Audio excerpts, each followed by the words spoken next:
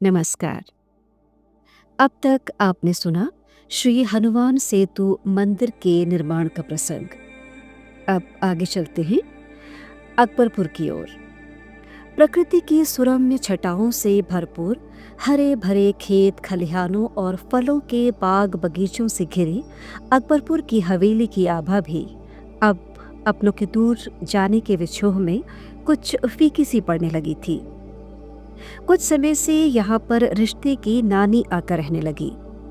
हवेली की देखरेख का काम अभी भी पुराने सेवक उसी आत्मीयता से कर रहे थे। डाक बंगलिया वाले कार्यालय में प्रधान साहब के कार्य का लेखा जोखा करने वाले विश्वास पात्र कर्मचारी और सेवक अब भी उसी प्रकार अपने कार्य पर समर्पित थे। बाग बगीचों में खिली फूलों की मुस्कान को भी जैसे अपनों के आने की प्रतीक्षा थी। बहुत समय हो गया था प्रधान साहब श्री महाराज जी को भी अकबरपुर आए। इस बीच अम्मा चक भी अकबरपुर हवेली में आती तो आस पड़ोस के प्रियजनों के आ जाने से कुछ दिनों के लिए हवेली पुनः जीवंत हो उठती। बाबा देवीराम जी के सपरिवार घर आ जाने से पुरानी ठहरी हुई बातों को जैसे नई दिशा मिलती।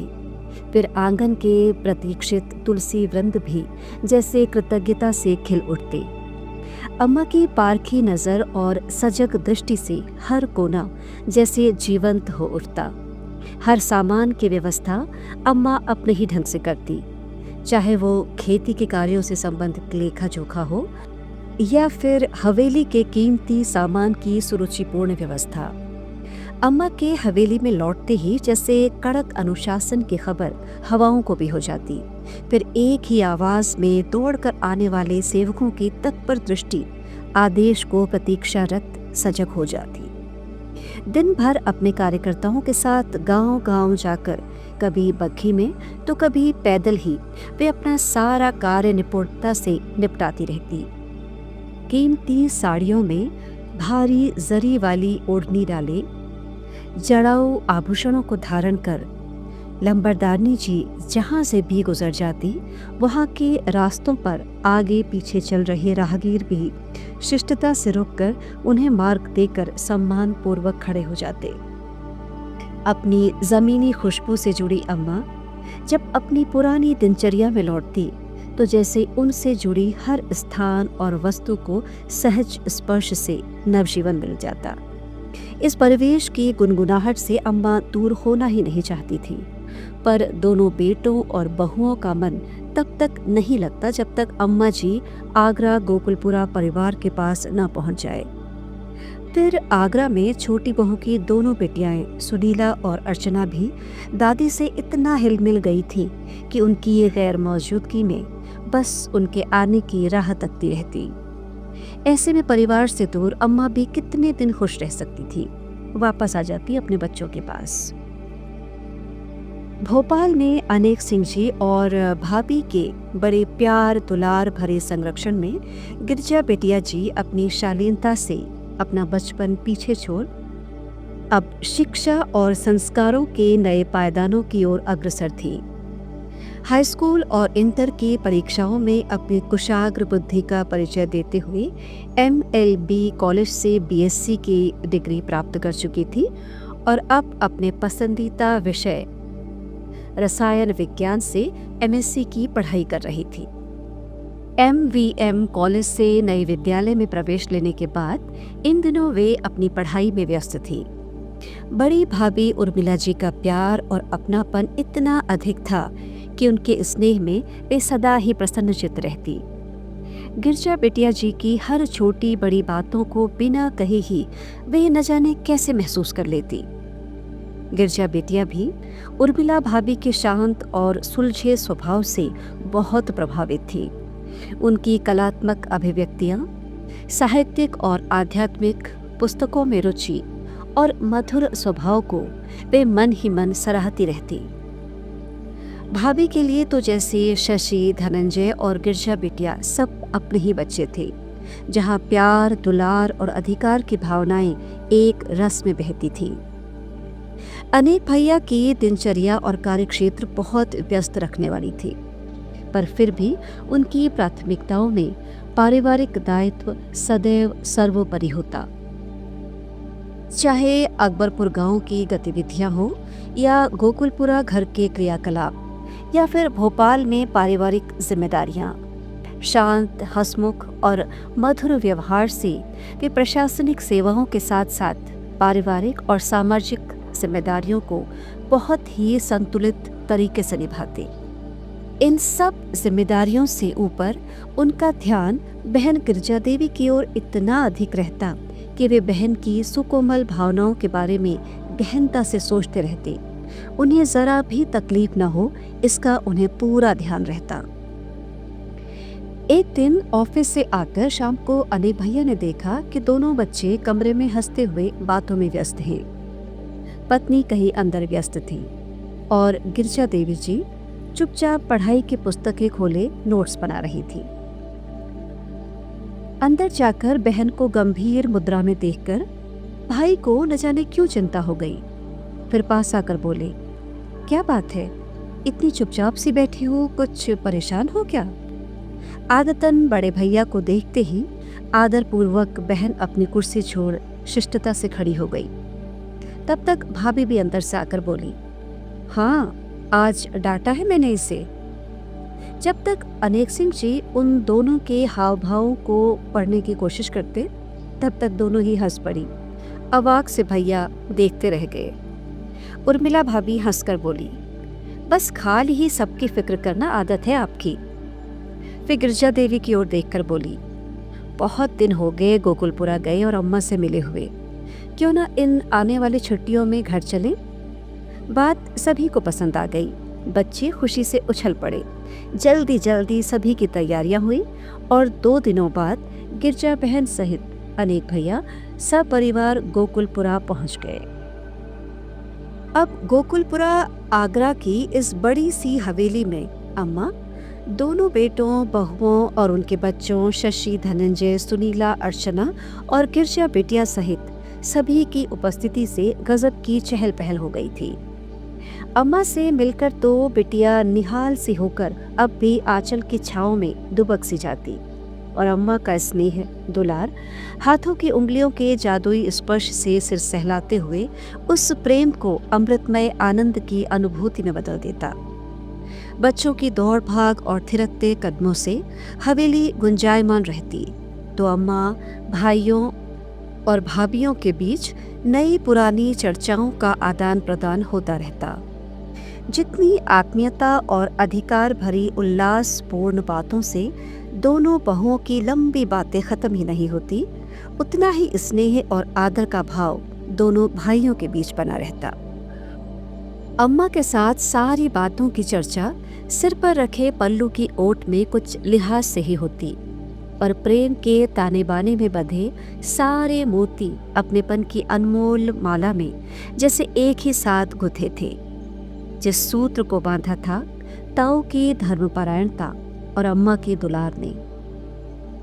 गंभीर सौंदर्य और शालीनता की प्रतिमूर्ति गिरजा बिटिया परिवार में सभी के स्नेह का आकर्षण का केंद्र बिंदु थी और अब अम्मा सदा की तरह बड़े पुत्र से उनके विवाह और रिश्तों के विषय में चर्चा करने लगी। अम्मा चाहती थी कि एमएससी पूरा होते ही बिटिया के हाथ पीले हो जाएं। संपन्न परिवार की सुंदर, गुणवान, पढ़ी लिखी और कुशाग्र पुत्री के लिए बड़े बड़े घरानों से रिश्ते आने लगे। अम्मा को पता था नाज नखरों से पली बड़ी बिटिया ज्यादा जिम्मेदारियां नहीं उठा पाएगी।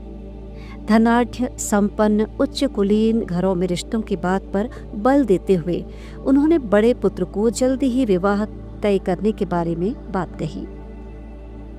इस कार्य में बड़े भैया की जितनी सक्रिय भूमिका थी, उतनी ही खोज परख अम्मा की। वे हर रिश्ते को बिटिया की आदतों के हिसाब से तोल परख रही थी। मन ही मन पति का स्मरण करते हुए वे इस उलझन भरे ताने बाने से निकलकर किसी एक रिश्ते में उनकी स्वीकृति पाकर निश्चिंत हो जाना चाहती थी। पर इधर तो बहुत समय हो गया था उन्हें घर लौटे। सारा परिवार एकजुट था। ऐसे में अम्मा ने एक बार फिर अपनी दुविधाओं को जैसे ध्यान में रखकर एकाग्रचित मन से उनका स्मरण किया कि वे जल्दी से आकर इन दुविधाओं का निराकरण करते। कुछ संपन्न घरानों के रिश्तों को लेकर वे मन ही मन असमंजस में थी, पर तय करने से पहले यही सोच रही थी कि वे जल्दी से आ जाते। इधर एकाग्रचित ध्यान से अम्मा का व्यथित हृदय उन्हें पुकार रहा था, तो करुणावतार महाप्रभु त्रिकालदर्शी महाराज जी कैसे ना आते। दादाजी आ गए, दादाजी आ गए, इन चहकती आवाजों से अम्मा चौंक उठी। मुख्य द्वार से महाराज जी हवेली की तरफ आ रहे थे। वे रास्ते भर खट्टी मीठी टॉफियां बांटते, बच्चों बड़ों के साथ अपनेपन की नई लीलाएं रचते महाप्रभु जैसे प्रकट हो गए थे। मन ही मन हर्षातिरेक से ओत प्रोत अम्मा पति द्वारा हृदय की पुकार सुनकर अचानक आ जाने से आनंद विभोर हुई जा रही थी। हल्के भूरे बादामी रंग के बंद गले वाले लंबे कुर्ते, धोती जूते पहने, सिर पर टोपी सजाए संगमरमर की सीढ़ियां चढ़ते हुए महाराज जी ऊपर ही चले आ रहे थे। कैसे उमंग भरे क्षण थे जब ताऊ के आ जाने से जितने आश्चर्यचकित सब थे, अम्मा अपने हृदय की आर्त पुकार की प्रतिध्वनि को साकार रूप में देखकर उतनी ही आनंदित और आश्वस्त थी। फिर सारा परिवार उनकी आवभगत में इस तरह व्यस्त हो गया जैसे किसी को याद ही न रहा हो कि वे कितने लंबे समय अंतराल के बाद लौटे हैं। शायद श्री महाराज जी के जाने और फिर वापस आने की प्रतीक्षारत अवधि में भी हर समय श्री महाराज जी के निकट रहने के आनंददायक क्षणों के समान हर पल सुखदायी होता था। बच्चे अपने दादाजी से हंसते खेलते बातें करते न अघाते तो अन्य परिवारजन खुशियों से हर्षाए उनकी सेवा में लगे रहते। गिरजा बिटिया को तो आज जैसे सब कुछ मिल गया। पिछले दिनों से ताऊ को कितना याद कर रही थी, पर उम्र के साथ साथ अब शालीन और गरिमामय व्यक्तित्व में ढली संस्कारवान पुत्री ने परिस्थितियों की आवश्यकता अनुसार स्वयं को ढाल लिया और परिवार में बड़ों की आज्ञा का अनुपालन जैसे उनकी धर्म धुरी में शामिल हो गया। कुछ शांत, गंभीर और संस्कारवान पुत्री को लंबे समयांतराल के बाद देखकर पिता भी भावुक से हो उठे। पास में बिठाकर फिर से सिर पर हाथ फेरते हुए नई पुरानी बातों को पूछते रहे। कॉलेज की पढ़ाई और भोपाल की छोटी बड़ी बातों की चर्चा वे त्रिकालदर्शी महाप्रभु पिता रूप में सुनते हुए विस्मय और आनंद से भाव विभोर हुए जा रहे थे। आनंद से हर्षाई अम्मा तो ये तय भी नहीं कर पा रही थी कि पति रूप में परमेश्वर के दर्शन पाकर उनके समीप बैठ उनकी बातें सुने या उनकी पसंद का भोजन तैयार करवाएं। आज का ये माहौल भी किसी त्योहार से कम नहीं था। दोपहर में सेवकों ने अम्मा के निर्देशन में वो सब स्वादिष्ट व्यंजन बनवाए जो ताऊ को पसंद थे। परिवार के लोग एक साथ खाना खाते हुए सदा की तरह कुछ चर्चाएं करते ही रहे, पर अम्मा अपनी तसल्ली के लिए बाद में ही खाती। उन्हें सबको अपने हाथों से सबकी पसंद का गर्मा गर्म खाना परोसना बड़ा अच्छा लगता था। लिहाज से बहुएं भी अम्मा का अनुसरण करते हुए कुछ रुककर बात नहीं खाती। सर्वज्ञ अंतर्यामी प्रभु जहाँ आनंद स्वरूप में विराज रहे हों, वहाँ दुख चिंताओं का क्या काम। पर अम्मा तो माँ ठहरी। बिटिया के विवाह की चिंताओं की गठरी लिए पति के समीप आकर सारे रिश्तों की जांच परख कर अपने अंतर्द्वंद की सारी दुविधाएं सामने रख दी। जन्म जन्मांतरों के आत्मीय संबंधों और कारणों के कुशल पारखी श्री महाप्रभु के सामने कैसा अंतर्द्वंद।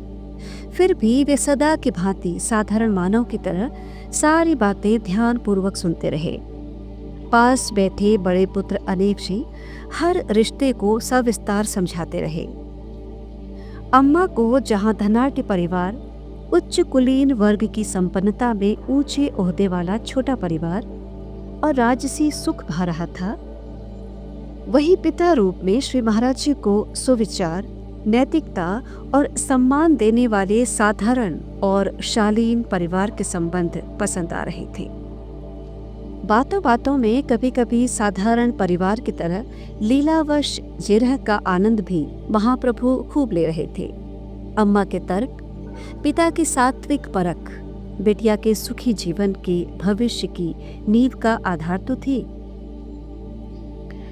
फिरोजाबाद निवासी संभ्रांत, संपन्न और उच्च कुलीन परिवार के एक पुत्र का व्यवसाय नागपुर में था, जिन्होंने अकबरपुर के जमींदार साहब और प्रधान साहब श्री महाराज जी के सम्मानित और गौरवशाली परिवार के बारे में पीढ़ियों से इतना सुन रखा था कि वे अपने पुत्र श्री जगदीश प्रसाद भटेली जी का विवाह उसी परिवार में करने के हार्दिक अभिलाषी थे। श्री महाराज जी भी स्वयं उनके परिवार की गरिमा से परिचित थे, जबकि पुत्र अनेक सिंह जी भी व्यक्तिगत रूप से उनसे बातें कर चुके थे। खड़गपुर IIT से बीटेक कर अब वे स्टील अथॉरिटी ऑफ इंडिया में कार्यरत थे।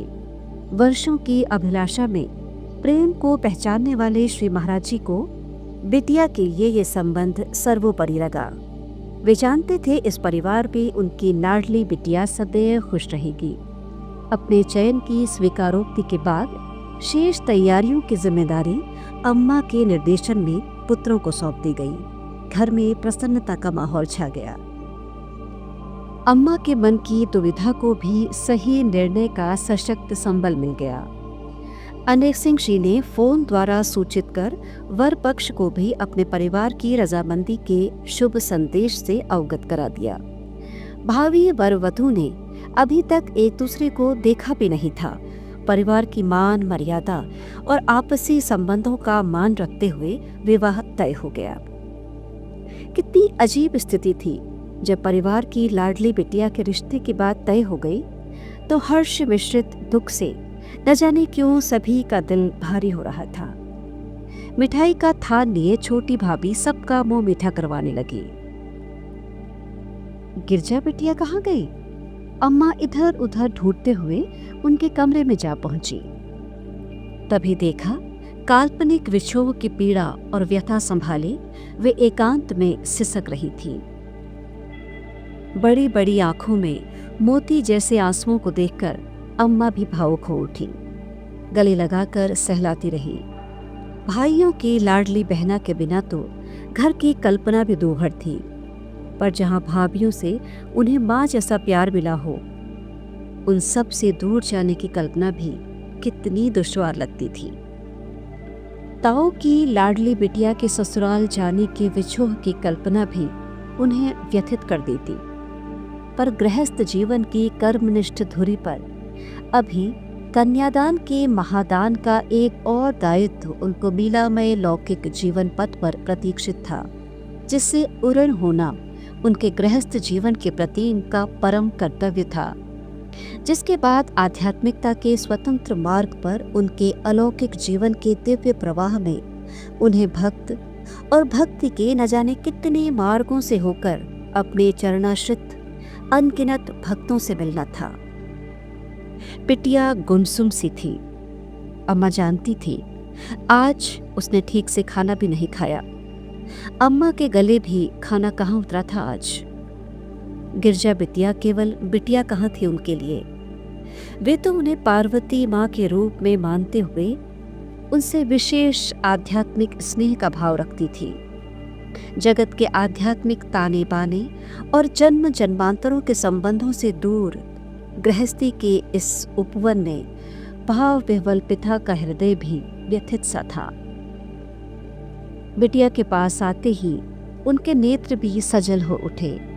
पिता को देख आंसू छिपाती बिटिया ताऊ कहकर उनसे लिपट गई। सिसकते हुए बोली, मैंने कहा था ना मैं शादी नहीं करूंगी, फिर भी नहीं मानी आपने मेरी बात। पिता समझाते हुए बोले, बिटिया हमें पता है हमारी ही बात को मानकर तुम शादी के लिए तैयार हुई हो, और ये भी तुम्हें पता है कि गृहस्थ संसार हर कन्या के रूप में जरूरी है। यहाँ त्याग और धैर्य की तपस्या में भी जीवन जीना बहुत बड़ा धर्म होता है। गिरजा बिटिया चुपचाप अपने पिता की बातों को सुनती जा रही थी। फिर पिता एकदम गंभीर से हो गए।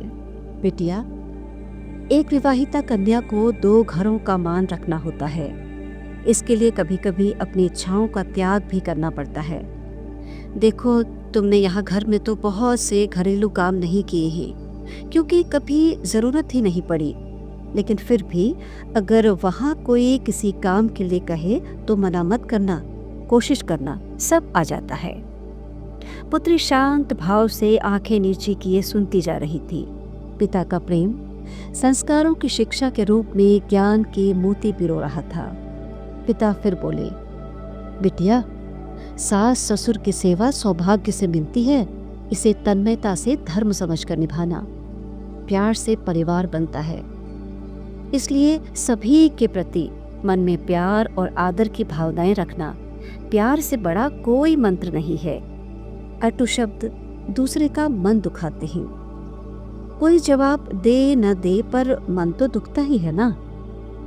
पिता आगे बोले, लली, जितना भी दान दक्षिणा आभूषण सामान तुम्हारा परिवार तुम्हें उपहार में देगा ना, सब पहले अपने ससुराल वालों को सौंप देना। फिर वे तुम्हारी जरूरत के हिसाब से तुम्हें दे देंगे। कभी गुस्सा मत करना। प्यार के मूल मंत्र से तो सारी परिस्थितियां अपने वश में हो जाती हैं। राम ही केवल प्रेम प्यारा, जान देव जो जान निहारा। कहते कहते पिता रूप में श्री महाराज जी भी पुनः भाव विफल हो उठे। कंठ अवरुद्ध हो गया। फिर कुछ कह नहीं सके। सभी की आंखें नम हो गईं। दुपट्टे में आंसू पोंछती बिटिया दूसरी ओर मुंह फेर कर सिसक उठी। महाप्रभु महाराज जी श्री मीन करोड़ी बाबा पावन कथामृत। आज का प्रसंग यहीं तक।